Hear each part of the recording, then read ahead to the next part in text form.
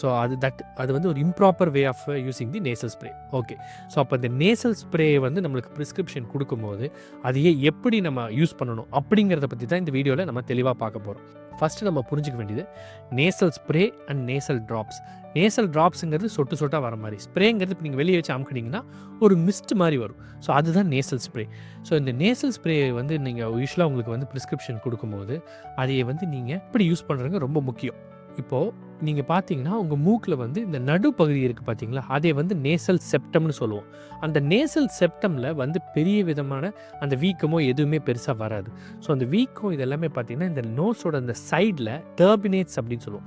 So இந்த lateral வால்லேருந்து உள்ளுக்குள்ளே இப்படி இந்த மாதிரி வந்து 3 டர்பினேட் இருக்கும்.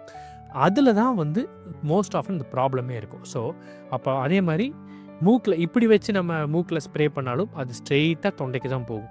அதே மாதிரி இப்படி நம்ம மூக்கு வெளியே பார்க்குறக்கு மேலே போகிற மாதிரி இருக்குது அப்படின்னு சொல்லிட்டு நம்ம ஸ்ட்ரெயிட்டாக மேலே போட்டாலும் ஒன்றும் பிரயோஜனப்படாது. ஓகே. அப்போ எங்கே தான் நம்ம டைரக்ட் பண்ணணும் அப்படின்னு பார்த்தா